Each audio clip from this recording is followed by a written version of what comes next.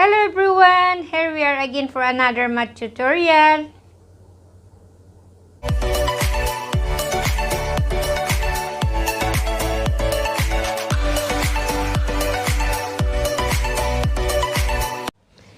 The distance S measures from a fixed point of a vehicle traveling in a straight line with constant acceleration A is given by the formula S is equal to ut plus 1/2 at squared, where u is the initial velocity in meter per second and t is the time in seconds. Given S is equal to 42 meter when t is equal to 2 seconds and S is equal to 144 meter when t is equal to 4 seconds.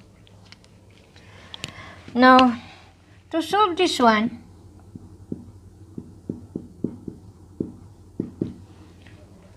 see, we have already the given formula, the distance, which is equal to ut plus 1/2. Given the distance, which is equal to ut plus 1/2 at squared. Now, here, it is said here that u is the initial velocity, where u is the initial velocity. And of course, t is the time. Of course, the initial velocity is in meter per second and the time is in seconds. Now, here, what is the question? Determine the initial velocity. Now, from this equation, S is equal to ut plus 1/2 at squared. Now, there is the given, here in the problem, there is the given S is equal to 42 meter when t is equal to 2 seconds. And S is 144 meter when t is equal to 4 seconds. Here, the S is the distance. We let S as the distance because this is here in the problem. Now, we can solve this one using this equation given by from the problem. S is equal to ut plus 1/2 at squared. Now, we can substitute the value of S at t. So, we will see S1, which is equal to, what is the given distance? Is 42 meters. So, we will solve this one. 42 meter is equal to ut. Of course, the time is 2 seconds. So, 2 seconds plus 1/2 times the acceleration times the time is squared. Now, here in this formula, the given formula, u is the initial velocity and a is the acceleration. Now, here, solving this one, 42 therefore is equal to 2u plus 2 squared is equal to 4. 4 divided by 2 is equal to 2a. So, we have equation 1. We have this equation 1. Now, when the distance is 144 when the time is 4 seconds. So, we can use this one again. We will see designated as 2 is equal to ut plus 1/2 at squared. Now, S2, which is equal to 144, is equal to ut times the time, which is equal to 4 seconds, plus 1/2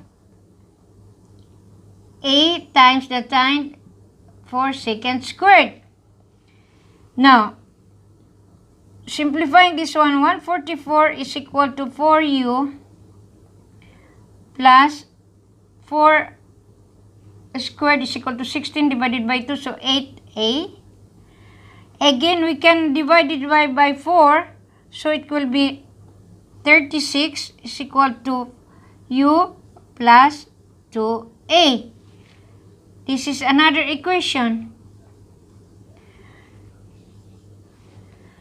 So from here, see, we have 2a here and we have 2a. 2a therefore here is equal to 36 minus u.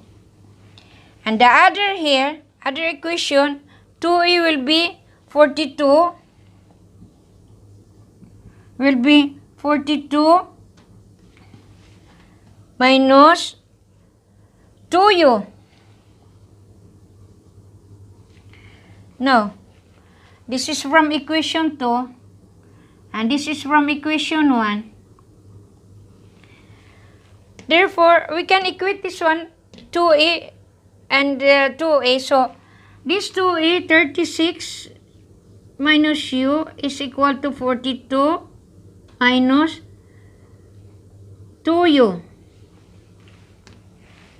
Now, simplifying this one, u therefore is equal to, so 2u plus 2u minus 2, so u, and 42 minus 36 will be equal to 6. So the initial velocity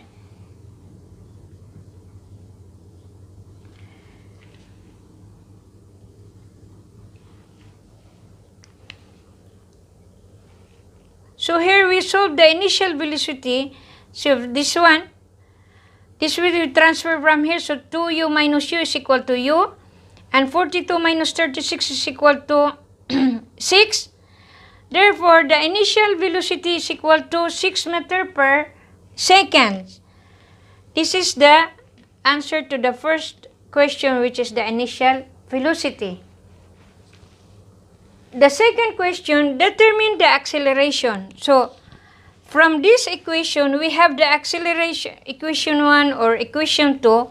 We have the acceleration and the initial velocity. So, from this equation, we can solve the A because we have already solved the initial velocity. Now, substituting the value of, so if we will use, for example, 42 minus is equal to 2u plus 2a, this is from equation 1. So, substituting the value of u, 42 is equal to 2 times the u, which is equal to 6, plus 2 times the acceleration. Therefore, acceleration is equal to, simplifying this one will be equal to 15 meter per second squared. Yan ang sagot natin sa acceleration. The second question. Now, the third one, of course, determine the distance traveled after 3 seconds. So, since the acceleration is constant, so from this equation, S is equal to ut plus 1/2 80 squared. Now, we have to solve the distance traveled after 3 seconds. So, the distance traveled, which is the u, we have the given u, which is 6, and the time is 3 seconds, plus 1/2 times the acceleration, which is equal to 15, times the time, which is equal to 3 seconds squared. Therefore, the distance therefore is equal to, after simplifying all this one, is equal to 85.5 meter. Now we solve the distance, the third question. Now here, the units of measurement is consistency, meter per second, and also here is meter, so there's no problem about it. Sorry, it's DJ.